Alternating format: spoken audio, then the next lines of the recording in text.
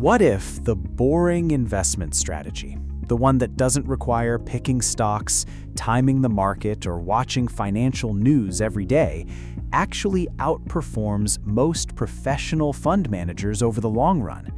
It sounds almost too simple to be true, but it's backed by decades of data, and it's the exact strategy that Warren Buffett has publicly recommended for most everyday investors.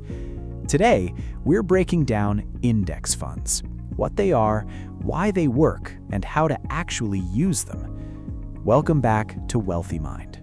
If you've ever felt overwhelmed by investing, too many options, too much jargon, too much risk of doing it wrong, this video is going to simplify everything. Let's start with the basics. An index fund is essentially a basket of investments designed to mirror a specific market index, like the S&P 500, which tracks 500 of the largest publicly traded companies in the United States. Instead of trying to pick which individual companies will perform best, an index fund simply buys a little bit of all of them, in proportion to their size in the overall index. Here's why this matters.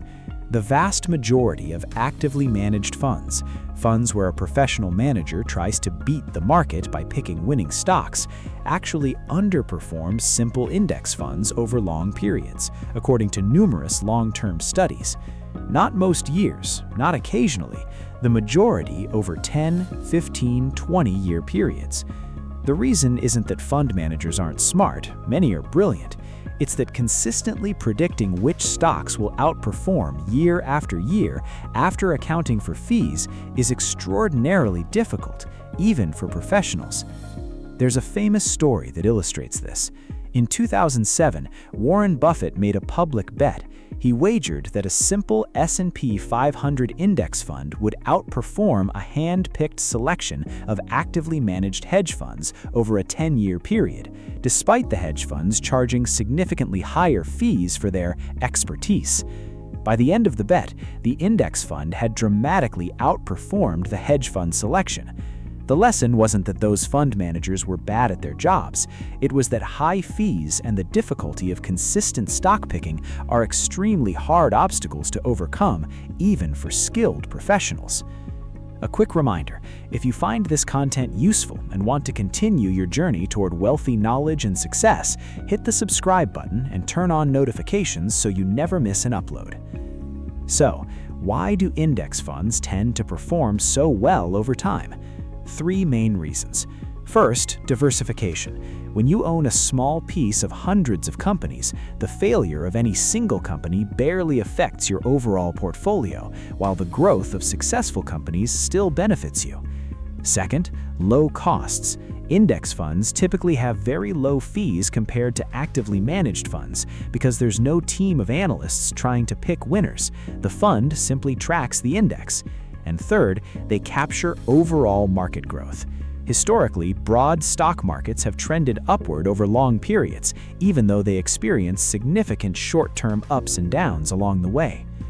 Now, let's talk about how to actually get started. Step 1. Open an investment account. This could be a retirement account like an IRA in the US or a stocks and shares ISA in the UK, which often come with tax advantages, or a standard brokerage account. Step 2. Choose a broad market index fund, something that tracks a major index rather than a narrow sector or theme, especially when you're starting out, since broad diversification reduces risk. Step 3. Set up automatic, regular contributions. Even a modest amount invested consistently every month takes advantage of what's called dollar-cost averaging, where you buy more shares when prices are low and fewer when prices are high, smoothing out your average cost over time. Here are the most common mistakes beginners make with index funds. Mistake 1. Checking your account too often. Markets fluctuate daily, sometimes dramatically, but index investing is a long-term strategy. Checking daily often leads to emotional decisions, like panic selling during a downturn. Mistake 2, trying to time when to invest, waiting for the perfect moment, which historically has been shown to cost investors more than simply investing consistently regardless of market conditions.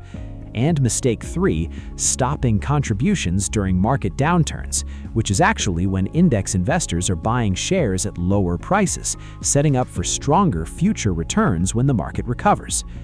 There's a quote often attributed to investing legends that goes something like this: "The stock market is a device for transferring money from the impatient to the patient."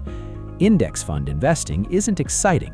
It won't make for a thrilling story at a dinner party, but for the vast majority of people, it remains one of the most effective, low-maintenance ways to build long-term wealth, precisely because it removes guesswork, emotion, and constant decision-making from the equation.